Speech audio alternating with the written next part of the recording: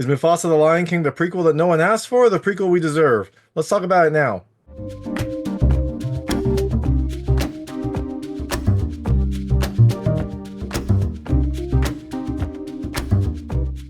Hey everyone, it's David Stark from Watcher Pass, and I'm here to talk to you about Mufasa, the Lion King. You have to make sure the Lion King's in there. It's Mufasa, the Lion King. Comes to theaters on December 20th, 2024. It is the prequel that no one asked for, and maybe we deserve. I'm not sure. My hot take is I think you should probably watch it later. It is fine, but it's not a movie fit for a king. It has beautiful animation and a good score. The like musical score, the instrumental score, but the story's kind of slow. The original songs are forgettable. The writing is a little sloppy, and also it makes some like canon changes to I don't know fit this new story. It really kind of feels like an unnecessary movie. It's fine. It's fine. But if it was me, I would wait for it to come to Disney Plus. Also, if you're wondering, hey, it's a kids movie. It's rated PG. It's rated PG. Is this okay for kids? Yeah, it's fine for kids. There's a little bit of animal violence, as you would imagine, in a movie about like, animals and whatnot. Like if you've seen The Lion King, either the animated show or the remake, you'll know what this is about. Also, there's some fart humor because Timon and Pumbaa are in there, but it's whatever. So I think it's fine for all kids. I don't think you have to worry about that. Also, if you're wondering, hey, I wonder if there's like a stinger here, maybe some throwback. No, there's no stinger, although there is a really nice piece at the start, but there's no stinger. Once the credits start rolling, you're free to leave. But all that being said, I'm going to tell you a little about the film, a few things I like, a few things I didn't like, and then really quickly go into a recap. So as you can imagine, there'll be spoilers in the recap section. If you don't know what happens in this movie, I guess you might not. I mean, I don't know. Maybe you won't. I would turn it off when I get to the recap. Before that, though, I'll keep it vague. I'll keep it spoiler free. I'll let you know when I get to those spoilers. So, Mufasa the Lion King tells the story of Mufasa before he became the Lion King and how he became the Lion King. There you go. It tells his origin story, how, him and his brother growing up, and how he kind of transformed into the king that we all know from the 1994 classic. So, things I liked about this movie. The first, I like the animation. It's really beautiful. It's really nice animation. Really impressive. Beautiful like scenery, good like movement. Like the animals move kind of fluidly. There's a little bit of jankiness, but overall, I thought it was gorgeous. I thought it was beautiful, beautiful animation. A lot of varied terrain too. You've got like the African Sahara, but then you also have, some other types. You have some snow, you got some like deserts essentially, some lush Saharan areas. So it is just beautiful animation and it is definitely something to behold. Second thing I love the score, but it's basically just the same score from the 1994 Lion King, which is fine. I like that score, so I'm happy to have that score again here, but just know it's kind of like essentially recycling the Hans Zimmer score. The third thing I loved, it has like a past and future aspect. It has both aspects of the past, since it's telling the story of Mufasa, but also tells a little bit of what happened after the Lion King proper. So you get a little bit of updates on some of the characters that we know and love. And the last thing I love, yeah, some funny references. It pokes fun at some of the like aspects of the 1994 movie. Not a ton, and overall the movie's not very funny, but those are appreciated. So, all that being said, things I didn't love as much. The first, I didn't like the songs. They just didn't feel like very good songs. They weren't very memorable. They weren't very catchy. It's kind of like, I just saw Moana 2. There's not a single song in Moana 2 I would listen to over something from Moana 1. Same here. I would not listen to any of the songs in The Lion King or in Mufasa the Lion King before listening to a song from like The Lion King 1994. It's just not the same quality, it feels like. It also feels like some of these songs are like strangely Broadway songs and not what I expect in like a Disney animated kids movie. And there are a lot of them, so you would hope that there will be some bangers in there, but nope, they're all pretty forgettable. The second thing I didn't love as much, it's not very funny. It's not a very funny movie, and they really try to make it funny. They're Timon and Pumbaa asides throughout because they are kind of part of the overall fabric of this movie, and they all pretty much fall flat. I don't think I laughed at a single one of them. I don't know if it's just because of the voice actors or if it just was the writing. I'm not sure, but I didn't laugh much. There's some funny moments. There are some, but overall, the jokes are pretty forgettable and they're pretty kind of cringeworthy at times. The third thing I didn't love, just not great writing. It's not great. It feels kind of dialed in. It kind of gets the point. It gets you from point A to point B, but it doesn't really feel that rich. Doesn't really feel that great. It's not wonderful conversation. It's fine, but I expected a little bit more from a Disney movie. And the last thing I didn't love as much, it's a long, it feels like a long journey. It is a long journey, I guess, but it feels unnecessarily long. It's not a long movie. I think, we had some previews here, so it's tough to gauge exactly how long it is, but I think it's about an hour 45 or so, but it feels very much that length. So, all that being said, the Mufasa the Lion King comes to theaters on December 20th, 2024. Like I said, I think you should watch it later. Wait for it to come to Disney Plus. But if you do see it, let me know what you think. Let me know what you liked and didn't like. I'd love to hear it. And I'm going to really quickly go into a recap right now. So if you don't know what happens in this movie, I would turn it off now because there will be spoilers. So, Mufasa the Lion King starts with the people that we know and love, Simba and Nala. I was very shocked. I was like, why are we seeing Simba and Nala? I wasn't sure. I couldn't tell who they were, but oh, it's Simba and Nala, and they have a new daughter, Kiara, and they're all living together. It's wonderful, but unfortunately, Simba and Nala have to go somewhere, and so they get Timon and Pumbaa to watch Kiara. And also during the night, Rafiki joins. Now there is a storm, so they can't really do much, and Kiara's a little scared, so they start telling stories, and Rafiki starts to tell the story about Mufasa, and that's how we tie all this together. That's how we get why we are listening to a Mufasa origin story. So here we go. Now, Mufasa was young in like a pretty horrible area. It was like dry. It seemed a lot like kind of desolate essentially. But one day there was rain and everyone was so happy. The rain was there. Everyone was enjoying it. But unfortunately, all that rain caused a flash flood, and that flash flood ended up washing Simba away. He wakes up somewhere else on a log, and he sees a young lion there. A young lion that we find out is this kid named Taka. And Taka tells Simba that he's got to get out of there because he's going to die soon. He looks back, and I think they were alligators. I think they were alligators coming after him. So he swims, climbs up the side. Taka is like, I can't help you. I can't help you. I can't help strays. But Mufasa's like, please, please. And so Taka then, as Mufasa is getting up there, he grabs his claws in a scene reminiscent of another interaction between Mufasa and a lion that we all know and is all burned into our memories, seared into our memories as children. That scene where he grabs him by the claws, but this time Taka pulls Mufasa up. So Taka saves him. They go back to Taka's pride, and there his dad is this person named Obasi. And Obasi is kind of a horrible king. He's kind of lazy. He's kind of weak. He is just kind of lame, essentially. But he is very scared of outsiders. And so when he finds out Mufasa is an outsider, he's like, no, we can't have outsiders here. We kill outsiders. But Taka's like, no, I like him. I want a brother. And Taka's mom slash Obasi's spouse, I guess. I don't know what lions are called. But anyways, Taka's mom, this person named Eshe, proposes a kind of challenge. Taka and Mufasa race, and Mufasa ends up winning. So Mufasa can stay with the pride, but Obasi, being a crappy king, is like insulted that his son lost, and so is like, Mufasa, you can stay with us, but you have to go live with the females. And so he grows up with the lionesses. Which I guess in lion culture is actually not too bad because the males are all kind of lazy. They're bigger, so they just kind of like hang around and don't do anything.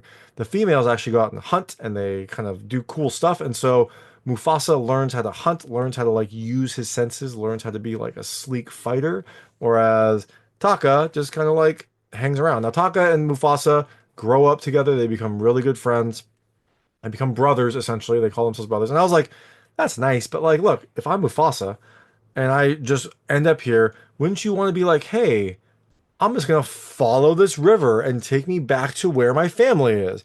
That would be what I would do. He couldn't have been on the river for that long. It wouldn't have been a crazy journey. He should have just gone back to see his family. But no, Mufasa ends up just staying here, chilling with Taka, growing up, and he kind of learns a ton from Eshe since he's like hanging out with all the females. So one day, Eshe, Mufasa, and Taka are all hunting. Taka likes to kind of hang around. He doesn't know the skills, but he likes to hang out with Mufasa anyways. So they're out hunting, and some white lions attack them. And specifically, they attack Eshe, and Mufasa jumps in to help her. Taka, being kind of a weak character, he goes and hides. He's always hiding. So Mufasa helps Eshe fight them off. Mufasa really kind of like fights them both off and kills one of them. It's not graphic. Don't worry. I didn't even know the lion was dead until later when they mentioned it. It looked like he just got thrown up against the wall. But anyways, during this whole fight, Taka hides.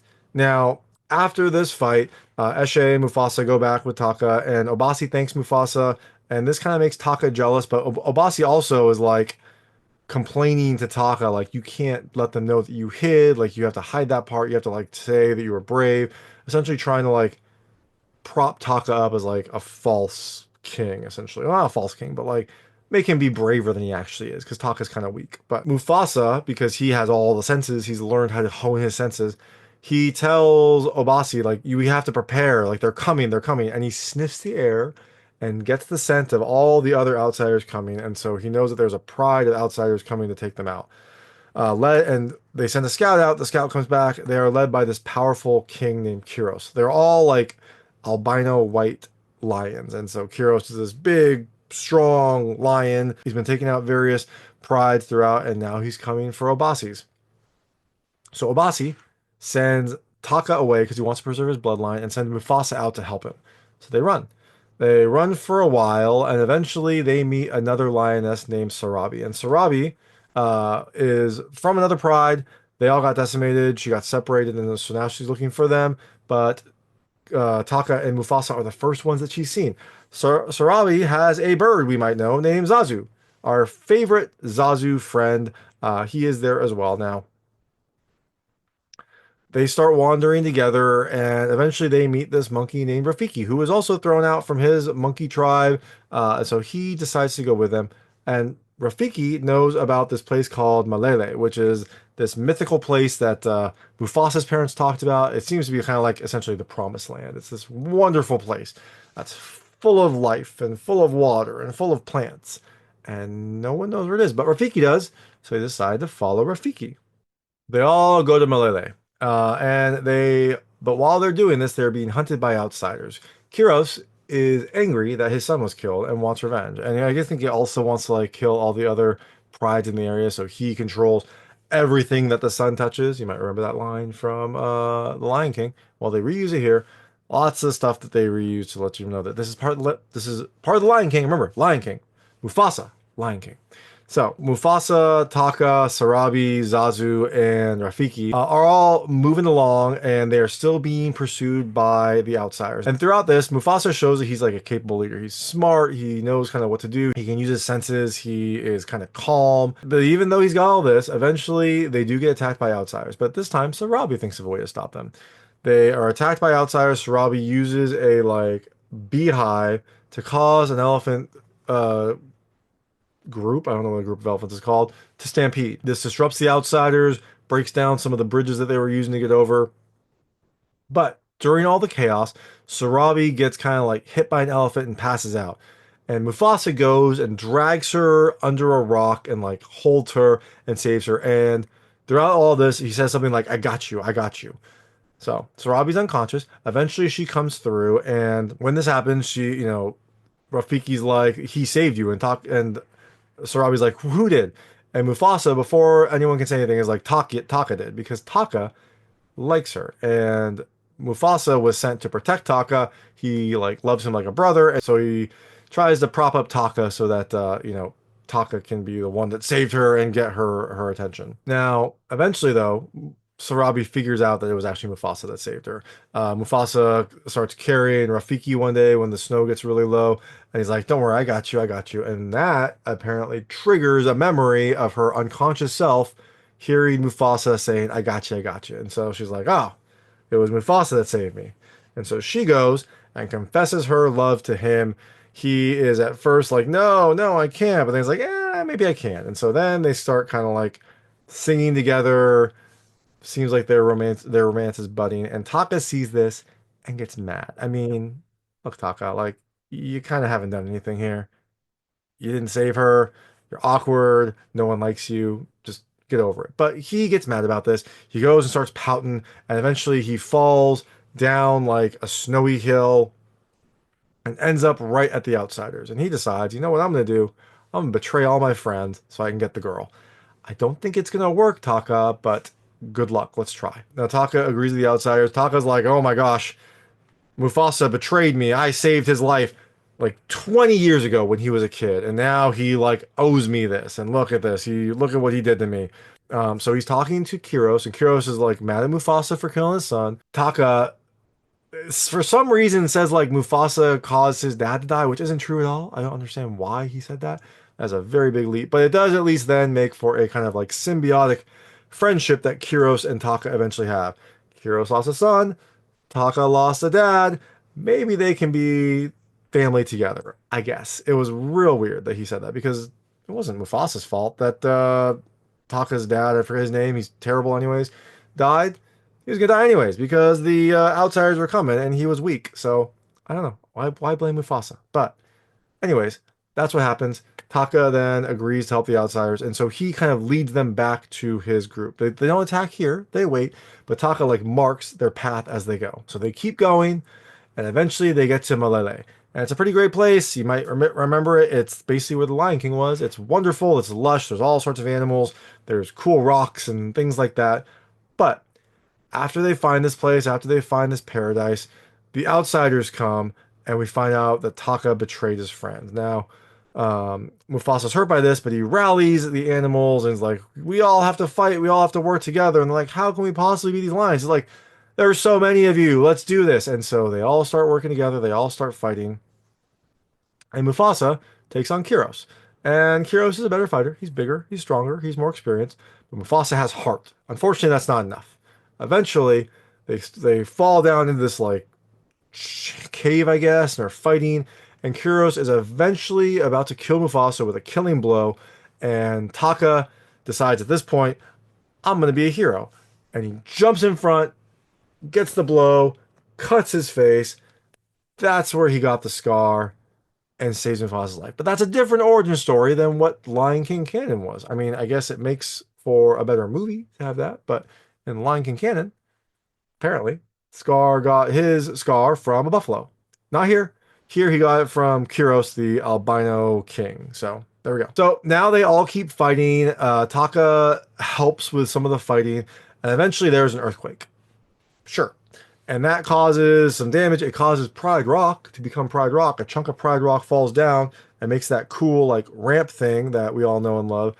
But it also opens a fissure in this cave into some water. So Mufasa and Kiros fall into this. They're fighting under the water still, but a big boulder also falls from the sky and falls into the water. Now Mufasa senses this because he has a flashback from Eshe being like, use all your senses. And I guess he also has echolocation. So he like uses his senses to sense that there is a boulder coming and sees it, and then decides to like judo Kiros under the boulder while it's falling. Kiros gets hit by the boulder, gets thrown under the water. Kiros is dead. Mufasa swims up, tries to get out, but it looks like he is just not going to make it. He's just about to get to the water, but he's running out of energy. And that's when Taka does the scar thing again. He goes bloop, like this to Mufasa's hands and doesn't kill him, but pulls him up. So there we go. 2 times Taka has used his claws to pull Mufasa up. 1 time he used them to not pull him up. And we all remember that 1 time. Think about these 2 times though. Now, after he saves him, everyone celebrates. Everyone's like calling Mufasa king. He's like, I'm not a king. I'm just me. And Rafiki, I think, is like, no. Like, maybe you weren't born a king, but, look who you've become. So there we go. Mufasa's the king. We also find out that his mother is here. I guess she found Malele, I guess. And so she's here. His dad's not. But so Mufasa's here. Sarabi's here. His mother's here. His garbage brother's here that betrayed him, but then kind of came back. So everyone's happy now. Now, one thing they have to deal with is what do we do with this person that betrayed you, Taka? And Mufasa is like, I'm not going to banish you for as long as I'm here. Taka can be here, but I'm not going to call you by your name. And Taka's like, just call me Scar. And so that's how Scar got Scar. Again, different from the canon, but it's fine, I guess. So that's the story of Mufasa. That's how he became the Lion King. And then we go and see Kiara. And there have been some scenes throughout. They like pop back to little asides with Kiara, Rafiki, Timon and Pumbaa. And there's some really unfunny dialogue between Timon and Pumbaa there. So I just kind of skipped all that. But now we see Kiara again. And she says like she wishes she saw Mufasa. And then I think Rafiki says like he's up in the stars or something like that. And so she goes out to the top of Pride Rock. She was scared of the rain and thunder before, but now she's brave because she knows about Mufasa. So she goes up to the top of the rock and roars. And as she's doing this, in the clouds, like a kind of like vision of Mufasa shows up in the clouds, and she roars some more. And then the rain breaks and the sun pops out. And then she sees her parents, Simba and Nala. They're back. And so she runs down to see them. She gets super excited. She sees them. They're all happy to see her. And they introduce her to a brother. We don't know what the brother's name is, but kind of feels like this movie was just a setup for another Lion King. The Lion King 2, Kiara's Rock. I don't know what we call it, but that feels like what they want. They want to like set us up for another Lion King. So my guess is there will be another Lion King soon. My guess is that Blue Carter will be in that one as well, but I guess we'll wait and see. Again, there is no stinger, so don't have to worry. But there is something at the start. At the start, there is a little kind of like mini short tribute to James Earl Jones, which is very nice. Very, very nice to have at the start. So that is Mufasa the Lion King. Like I said, I think you should watch later. I didn't like it very much. It doesn't really feel like a movie that we need. It was fine. The animation was beautiful. It kind of connects some of the Lion King storylines, but overall, I think you should wait for it to come to streaming, wait for it to come to Disney Plus. But if you do check it out, let me know what you think. Let me know what you liked and didn't like. I'd love to hear it. And thanks so much for watching. If you like this review, please like and subscribe to this channel. It helps me out a lot. Make sure all my new content goes straight to you. Thank you.